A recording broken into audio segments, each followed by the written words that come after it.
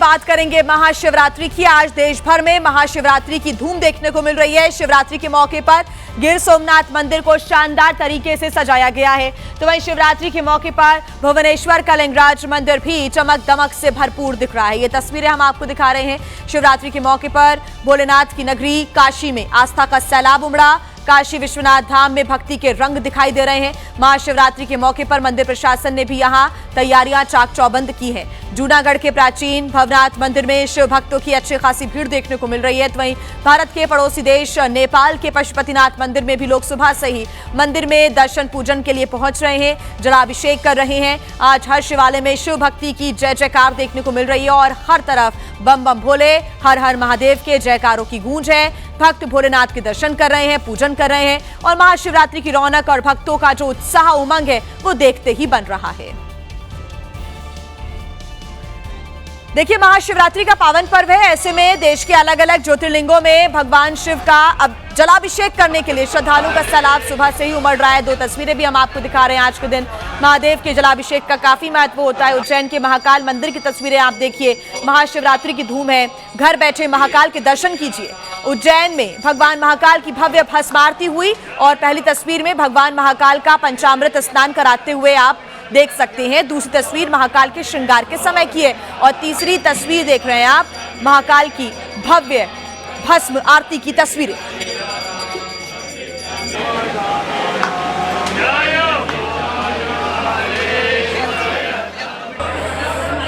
आज महाशिवरात्रि का दिन है और भगवान महाकाल के दरबार में सतत पूजा चल रही है। देखिए आप, जो भगवान महाकाल का दरबार है, यहाँ पर लगातार भगवान की पूजा अर्चना चल रही है। भगवान को कुंटलों दूध से यहाँ पर स्नान कराया जा रहा है। देश भर के श्रद्धालु भगवान महाकाल का आशीर्वाद लेने के लिए उज्जैन पहुँचे हुए हैं। भगवान महाकाल के दरबार में आज लगातार दूध, दही, शहद, शक्कर और पंचामृत से पूजन होगा और जो देश भर के श्रद्धालु हैं वो भगवान महाकाल का आशीर्वाद लेने के लिए आए हुए हैं।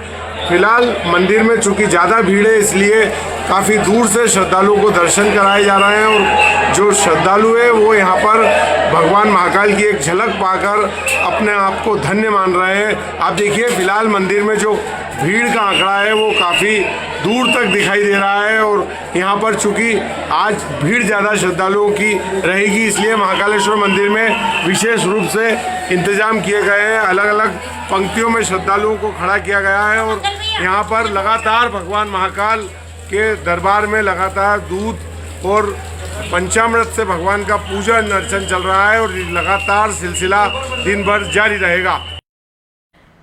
और आइए अब बात करेंगे प्रयागराज की, जहां पर माघ मेला 2026 का समापन है आज। और आज महाशिवरात्रि के अंतिम स्नान पर्व के साथ इस भव्य आयोजन का समापन हो जाएगा। इस बार संगम की रेती पर आस्था का नया इतिहास रचा गया है, जहां अब तक 22 करोड़ से अधिक श्रद्धालु डुबकी लगा चुके हैं। यह आंकड़ा कुंभ 2019 के रिकॉर्ड को भी छूने के करीब है। विश्व के सबसे बड़े आध्यात्मिक धार्मिक मेले का आज समापन होने जा रहा है। हालांकि माघ मेले का आज छठा स्नान पर्व महाशिवरात्रि के रूप में मनाया जा रहा है और इस वक्त हमारी मौजूदगी संगम नोस पर है, जहां पर आप देख सकते हैं कि आज ब्रह्म मुहूर्त से ही यहां पर श्रद्धालु लगातार संगम में आस्था की डुबकी लगा रहे हैं। हालांकि और आज के बाद से माघ मेले का औपचारिक समापन भी हो जाएगा। हालांकि इस बार का जो माघ मेला था वो मिनी कुंभ के तर्ज पर मनाया गया था। तस्वीरों में आप देख सकते हैं कि जहां तक आपकी नजर जाएगी वहां तक आपको सिर्फ श्रद्धालु ही श्रद्धालु नजर आएंगे। हालांकि प्रशासनिक आंकड़े की बात करें तो आज 15 से 20 लाख श्रद्धालुओं का नहाने का अनुमान बताया जा रहा है। और अगर पूरे माघ मेले की बात करें तो पूरे माघ मेले में 20 करोड़ से ज्यादा श्रद्धालुओं ने संगम में आस्था की डुबकी लगाई है। माघ मेले बार का माघ मेला 800 हेक्टेयर में बसाया गया था, जिसमें कि 17 फायर स्टेशन, 17 पुलिस स्टेशन और 42 पुलिस चौकियां बनाई गई थी। और जैसे जैसे यहाँ पर दिन चढ़ेगा वैसे वैसे यहाँ पर श्रद्धालुओं की भीड़ आपको देखने को मिलेगी। हालांकि आज महाशिवरात्रि का दिन है, शिवालयों में ज्यादा भीड़ देखने को मिलती है, लेकिन संगम तट पर आप देख सकते हैं कि किस तरह से श्रद्धालु आस्था की डुबकी लगाने के लिए लगातार यहाँ पर पहुंच रहे हैं। तो कुल मिलाकर बात करें तो आज माघ मेले का समापन है और माघ मेले का आज छठा महाशिवरात्रि का स्नान भी श्रद्धालु यहाँ पर भारी संख्या में स्नान करने के लिए पहुंच रहे हैं। बात कर लेते हैं अब जयपुर की, जहां से चोरी की हैरान कर देने वाली एक तस्वीर सामने आई है। यहाँ पर एक शादी समारोह से एक शातिर चोर ने गहनों से और पैसों से भरा हुआ बैग पार कर दिया। चोरी की ये पूरी वारदात वहां पर रिकॉर्डिंग कर रहे फोटोग्राफर के कैमरे में कैद हो गई, जिसका वीडियो भी सामने आ गया है। पलक झपकते ही चोर ने स्टेज के पीछे से गहनों और रुपयों से भरा बैग पार कर दिया। घटना उस वक्त हुई जब मैरिज गार्डन में आशीर्वाद कार्यक्रम चल रहा था। वर वधू स्टेज पर रिश्तेदारों से मिलकर आशीर्वाद दे रहे थे। इसी दौरान शातिर चोर स्टेज के पीछे पहुंचा और मौका पाकर गहनों से भरा बैग जैकेट में छिपाकर फरार हो गया। कार्यक्रम खत्म होने के बाद जब परिजनों ने बैग की खोज की तो वो गायब मिला। शक होने पर वीडियोग्राफर से रिकॉर्डिंग चेक कराई गई, जिसमें चोर की पूरी करतूत कैद मिली। चोरी की ये घटना 7 फरवरी की बताई जा रही है। तस्वीरों में देख सकते हैं कि चोर स्टेज के पीछे से बैग उठाते साफ नजर आ रहा है। बताया जा रहा है कि बैग में करीब 4 लाख रुपए के गहने और नकदी रखी हुई थी। फिलहाल पुलिस वीडियो फुटेज के जरिए आरोपी की तलाश में जुटी है। तो वहीं देहरादून में एसएससी परीक्षा में नकल का हैरान करने वाला एक मामला सामने आया, जहां पर सर्वर रूम से रिमोट एक्सेस के जरिए पेपर हल करवाए जा रहे थे। नकल गिरोह के पेपर हल करने के तरीके को देखकर आप भी दंग रह जाएंगे। देहरादून में एसएससी भर्ती की ऑनलाइन परीक्षा में हाईटेक तरीके से नकल कराने वाले शातिर गिरोह का पर्दाफाश हुआ है। गिरोह के लोग सर्वर रूम से रिमोट एक्सेस के जरिए पेपर को हल करवा रहे थे। एक सेफ्टी टैंक जैसा होता है, उस तरह से पूरा ये राउटर्स और ये कनेक्टर्स, इथरनेट केबल्स और ये सब लगा के किस तरीके से रिमोटली एक्सेस तरीके से जो है ये आईपी एड्रेस कहीं देश के किसी और अन्य जगहों पर पहुंचाए गए और वहां से जो है ये वो हल करवाया गया, सबमिट करवाया गया पेपर।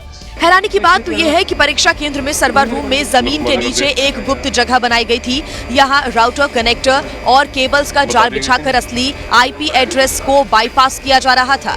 स्क्रीन पर ऐसा दिखाई देता कि अभ्यर्थी परीक्षा स्वयं दे रहा है, जबकि पेपर कहीं और से सॉल्व किया जाता था। देखने से जो है ऐसा लगता है कि ओरिजिनल परीक्षार्थी परीक्षा दे रहा है, सॉल्व कर रहा है, लेकिन किसी और ने सॉल्व करके इसको सबमिट करा है। जांच में अभी कई चीजें इसमें सामने आएगी। जांच में सामने आया कि परीक्षा पास कराने के नाम पर अभ्यर्थियों से मोटी रकम वसूली जाती थी। जैसे जैसे जांच आगे बढ़ेगी, इस नेटवर्क में कई और नाम भी सामने आ सकते हैं। वहीं यूपी की राजधानी लखनऊ में उस वक्त हड़कंप मच गया जब हजरतगंज में मोती महल लॉन के पास अचानक भीषण आग लग गई। राहत की बात यह रही कि समय पर आग पर काबू पा लिया गया, जिससे कोई जनहानि नहीं हुई। देखते ही देखते आग ने विकराल रूप ले लिया और कुछ ही देर में दुकान में रखे प्लास्टिक के गमले धू-धू कर जलने लगे। तस्वीरें हजरतगंज में मोती महल लॉन के पास की है। आग की वजह पटाखों से निकली चिंगारी बताई जा रही है। दुकान में जैसे ही लपटें उठने लगी, वहां पर भीड़ इकट्ठा हो गई। आनन फानन में पुलिस और दमकल विभाग को सूचना दी गई। मौके पर पहुंचे दमकल कर्मियों ने कुछ देर में आग पर काबू पा लिया। राहत की बात यह है कि इस हादसे में कोई भी जनहानि नहीं हुई है। और आइए अब बात कर लेते हैं लखनऊ की। लखनऊ में फेयरवेल पार्टी के नाम पर छात्रों के जानलेवा स्टंट का वीडियो सामने आया, जिसमें छात्र कारों के गेट पर बैठे हुए दिखाई दिए। छात्रों की हुड़दंग से रास्ते से गुजर रहे लोग भी दहशत में आ गए। महंगी गाड़ियों का काफिला और कारों पर खतरनाक स्टंट करते छात्र, ट्रैफिक नियमों की धज्जियां उड़ाती ये तस्वीर लखनऊ की है, जहां पर फेयरवेल पार्टी के नाम पर छात्रों ने जमकर हुड़दंग मचाया। तस्वीरों में साफ देखा जा सकता है कि गाड़ियों का काफिला चल रहा है और छात्र कारों के गेट पर बैठे हुए हैं। गाड़ियों के काफिले के साथ छात्र सड़क से लेकर एसआर ग्लोबल स्कूल के अंदर तक स्टंटबाजी करते हुए पहुंचे। इस दौरान गाड़ी के गेट पर बैठकर कुछ छात्रों ने स्टंटबाजी की रील भी बनाई। ये वीडियो थाना बीकेटी क्षेत्र का बताया जा रहा है। फिलहाल पुलिस वायरल वीडियो की जांच में जुटी है। वीडियो के जरिए उन युवाओं की पहचान की जा रही है जो इस स्टंटबाजी में शामिल थे। और अब बात उत्तर प्रदेश के झांसी की, जहां पर हत्या की सनसनीखेज वारदात सामने आई है। यहां पर पूर्व जिला पंचायत सदस्य के बेटे की गोली मारकर हत्या कर दी गई। मृतक अंशुल की 10 मार्च को शादी होने वाली थी। जिस घर में शहनाई बजने वाली थी, वहां पर अब मातम पसरा हुआ है। दरअसल अंशुल राजपूत की 10 मार्च को शादी होने वाली थी। घर में शादी की तैयारियां चल रही थी, तभी गांव के ही कुछ लोगों ने उसकी गोली मारकर हत्या कर दी। मम्मी ने हमको बताया कि भैया को गोली लगी है, कोई गोली मार गया। देखिए रंजिश जिससे चल रही है, हमको नाम नहीं पता, हम कुछ नहीं बता सकते हैं कि हमारे मोहल्ले के हैं। शादी थी 10 मार्च की। हाँ। घटना की सूचना मिलते ही एसएसपी समेत पुलिस के आला अधिकारी मौके पर पहुंचे। परिजनों की तहरीर पर पुलिस ने 3 आरोपियों को हिरासत में ले लिया है। परिवारजनों से हमने तहरीर लिया है और उन्होंने 3 नामजद लोगों को आरोप लगाते हुए तहरीर दिया है और तीनों आरोपियों को हमने हिरासत में ले चुके। और उनको पूछताछ की जा रही है। अंशुल के परिवार की गांव के ही कुछ लोगों से पुरानी रंजिश चल रही थी और उसी मुकदमे में अंशुल की गवाही होनी थी। परिजनों का आरोप है कि इसी रंजिश के चलते अंशुल की हत्या की गई है। उत्तर प्रदेश के जालौन में आर्मी के रिटायर्ड जवान पर जानलेवा हमले का एक मामला आया है सामने। दबंगों ने पुरानी रंजिश के चलते आर्मी के रिटायर्ड जवान को गोली मार दी। गंभीर स्थिति में अस्पताल में उन्हें भर्ती कराया गया। पेट में गोली लगने से आर्मी का रिटायर्ड जवान गंभीर रूप से घायल हो गया, जिसे पहले मेडिकल कॉलेज उरई ले जाया गया, जहां पर गंभीर हालत को देखते हुए डॉक्टर्स ने हायर सेंटर रेफर कर दिया। इस घटना को उस वक्त अंजाम दिया गया जब आर्मी के पूर्व जवान बाइक से जा रहे थे, तभी गांव के ही दबंगों ने उन पर गोली चला दी। नहीं, कोई लड़ाई नहीं, सीधी गोली मार दी। एक्चुअली में ये 2 बार पिताजी को जान से मारने का प्रयास पहले भी कर चुके, जिसमें असफल रहे, लेकिन अब की बार ये जो है सफल रहे गोली मारने। किस बात की रंजिश रखते हैं? ये कुछ भी रंजिश नहीं है। एक्चुअली में ये गांव की ईगो की रंजिश है और कोई विशेष प्रॉपर्टी का हम लोगों का मामला नहीं है, लेकिन बस ईगो का मामला है। मामला रेंढर थाना क्षेत्र के पजौनिया गांव का है। जानकारी लगते ही पुलिस की टीम मौके पर पहुंची। फिलहाल पुलिस मामले की जांच में जुटी है। एक बड़ी खबर आपको हम बता दें, अकबरुद्दीन ओवैसी का पीएम मोदी पर निशाना। चाय वाला हमें डरा नहीं सकता, कहना अकबरुद्दीन ओवैसी का। और साथ ही कहा है कि ये मुल्क किसी के बाप की जागीर नहीं, डर और मुसलमान एक साथ नहीं चल सकते। पैसे का चाय वाला डराएगा, नहीं डरा सकता। डर और मुसलमान एक साथ नहीं चलते। बहुत आए बहुत गए, ये भी चला जाएगा, हम कहीं नहीं गए। देखिए, मेले के दौरान मौत के कुएं का खेल देखना किसी रोमांच से कम नहीं होता, लेकिन मध्य प्रदेश के नर्मदापुरम में कुछ ऐसा हुआ कि लोगों की एक पल के लिए सांसें ही थम गईं। लड़की ने फराटा भरते हुए बाइक आगे बढ़ाई, लेकिन 1-2 चक्कर के बाद ही उसका संतुलन बिगड़ गया और वो धड़ाम से नीचे आ गिरी। अचानक हुए हादसे से मौत का कुआं देख रहे लोग भी सदमे में आ गए। हालांकि अच्छी बात यह रही कि लड़की को गंभीर चोटें नहीं आई और बाइक उस पर नहीं गिरी जिसे वो चला रही थी। फिलहाल युवती का नजदीकी अस्पताल में इलाज चल रहा है, जहां उसकी हालत स्थिर बताई जा रही है। और इस बीच एक बड़ी खबर आ रही है बांग्लादेश की नई सरकार की शपथ ग्रहण के लिए तारिक रहमान ने प्रधानमंत्री नरेंद्र मोदी को भी न्योता भेजा है। इसके साथ ही बांग्लादेश के द्वारा कई और दक्षिण एशियाई देशों को अपने शपथ ग्रहण समारोह में बुलावा भेजा गया है।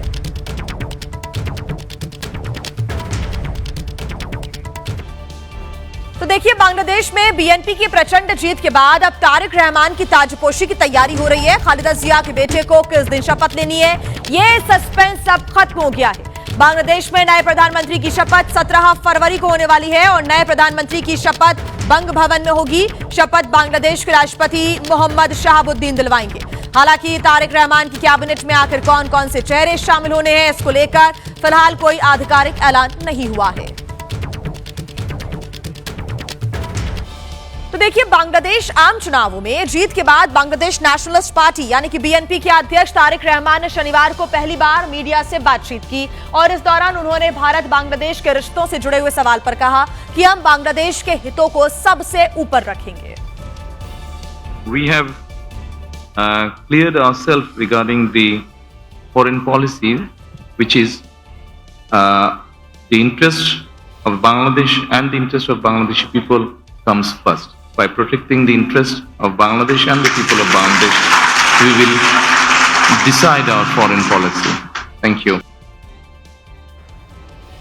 इसके अलावा तारिक रहमान ने बांग्लादेश की पूर्व प्रधानमंत्री पर भी बड़ी बात कही है।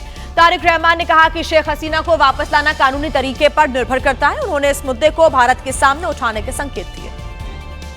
That depends on the legal process, of course. That depends on the legal process, of course. That depends on the legal process, of course.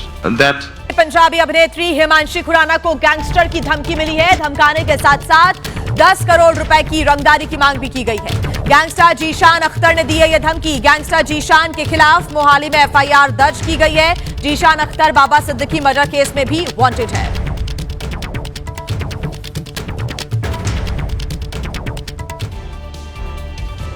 आइए खबरों में आगे बढ़ते हैं। उत्तराखंड के हरिद्वार में पुलिस ने एक फर्जी वीआईपी को गिरफ्तार किया है। पुलिस ने यह कार्रवाई रूटीन चेकिंग के दौरान की। काली स्कॉर्पियो में नीली बत्ती, ब्लैक शीशे और हुटर बजाकर ये शख्स शहर में अपना रौब झाड़ रहा था। इतना ही नहीं, कोई इस पर शक न करे इसके लिए बाकायदा इस शख्स ने अपने गाड़ी के आगे पुलिस का फर्जी स्टिकर भी लगाया था। लेकिन इसकी रंगबाजी पुलिस ने कुछ ही मिनटों में उतार दी। पहले गाड़ी की ब्लैक फ्रेम उतारी और फिर स्टिकर निकाला। हालांकि आरोपी कई बार अपने आप को बचाने की कोशिश करता रहा, लेकिन पुलिस ने इसकी एक न सुनी। ये क्यों नहीं है नंबर प्लेट? पूरी गाड़ी डिफॉल्टर है। ये हुटर का है सर सारा। पीछे में लगाया है वो सर, इसलिए है कि आगे चेकिंग में करवाई थी। पुलिस ने इस शख्स पर न केवल चालान की कार्रवाई की, बल्कि गाड़ी को भी सीज करते हुए मुकदमा दर्ज किया है। देखिए, सड़क पर गाड़ी लेकर चलने वाले लोगों को ये मालूम होता है कि उनकी एक छोटी सी गलती जान पर भारी पड़ सकती है, लेकिन बावजूद इसके लोग मानने को तैयार नहीं होते और इसके बाद जो होता है वो दिल को दहला देने वाला होता है। गुजरात के जामनगर से एक ऐसा ही खौफनाक वीडियो सामने आया।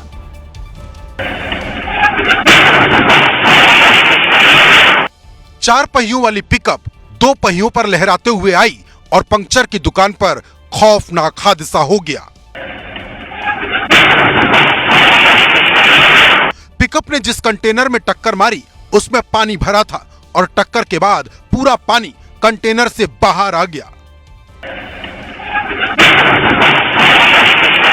वो तो गनीमत रही कि कंटेनर के आगे ट्रक के टायर रखे थे, जिनसे टकराकर पिकअप रुक गई और बड़ा हादसा होते होते टल गया। पिकअप के पिछले हिस्से में एक लड़का भी खड़ा था। हादसे का पता उसे भी चल गया था और जैसे ही टक्कर हुई वो फौरन नीचे उतर गया। यह वीडियो जामनगर के ध्रोल इलाके से सामने आया है। बताया जा रहा कि स्टीयरिंग पर कंट्रोल खोने के बाद पिकअप अनियंत्रित हो गई और पंक्चर की दुकान में जाकर घुस गई। वहीं उत्तराखंड के ऋषिकेश में अधिकारियों ने जनता की शिकायतों को सुनने के लिए एक समाधान शिविर का आयोजन किया था, लेकिन इसी दौरान अचानक वहां अफरा तफरी का माहौल बन गया, क्योंकि समाधान शिविर में कहीं से सांडों का झुंड घुस आया। जनता की समस्याओं का समाधान करने आए कर्मचारियों को खुद सांडों के चलते भागकर अपनी जान बचानी पड़ी। सांडों का झुंड एक स्टॉल के अंदर घुसा और जमकर उत्पात मचाया। कर्मचारियों ने भागकर किसी तरह जान बचाई। इस दौरान काफी देर तक हंगामा और चीख पुकार मची रही। दरअसल रामलीला मैदान से सटे पुल पर अक्सर आवारा सांडों का जमावड़ा लगा रहता है। स्थानीय लोग और सभासद कई बार सांडों को शिफ्ट करने की मांग कर चुके हैं, लेकिन पालिका प्रशासन ने चुप्पी साधी हुई है। अब आपको खबर बता देते हैं दिल्ली से, जहां पर बवाना इलाके में दिल्ली पुलिस ने एनकाउंटर किया है। बदमाश के पैर में गोली लगी है। दिल्ली पुलिस को सूचना मिली थी कि एक वांछित बदमाश इलाके में आ सकता है, जिस पर कार्रवाई करते हुए पुलिस की टीम ने संदिग्ध को पहले रोकने की कोशिश की। तब बदमाश ने भागने की कोशिश में पुलिस वालों पर फायरिंग कर दी, जिसके बाद पुलिस सेल्फ डिफेंस में जवाबी कार्रवाई करती हुई नजर आई और जवाबी फायरिंग की, जिसमें आरोपी बदमाश के पैर में गोली लगी है। आरोप है कि इसने बीते दिनों बवाना इलाके में वैभव गांधी नाम के व्यापारी की गोली मारकर हत्या कर दी थी। इस मामले में पुलिस 3 आरोपियों को गिरफ्तार कर चुकी है।